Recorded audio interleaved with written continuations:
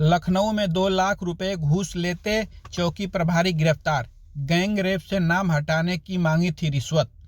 उत्तर प्रदेश की राजधानी लखनऊ में पुलिस की वर्दी पर एक और दाग लग गया।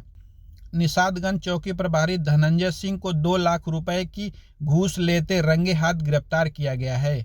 चौकी प्रभारी ने गैंग रेप से एक केस में आरोपी का नाम हटाने के बदले यह रिश्वत मांगी थी।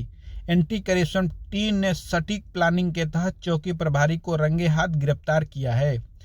राजधानी में हुई इस घटना से पुलिस महकमे में हड़कंप मचा है। एंटी करप्शन टीम पकड़े गए दरोगा से पूछताछ करने में जुटी हुई है। निषादगंज चौकी महाराजगंज थाना क्षेत्र के अंतर्गत आती है, जो लखनऊ के बेस्ट इलाकों में से एक है। बताया जाता है कि गैंग रेप के मामले में यहां के एक युवक का नाम जोड़ा गया था। युवक का दावा है कि वह निर्दोष है और घटना में फंसाया गया है। चौकी प्रभारी ने मामले की विवेचना के नाम पर नाम हटाने का लालच दिया। पहले 5 लाख रुपए की मांग की, लेकिन बाद में यह सौदा 2 लाख पर तय हुआ। शिकायतकर्ता ने इसकी जानकारी एंटी करप्शन टीम विभाग को दे दी। इसके बाद टीम ने जाल बिछाया और चौकी प्रभारी को गिरफ्तार कर लिया।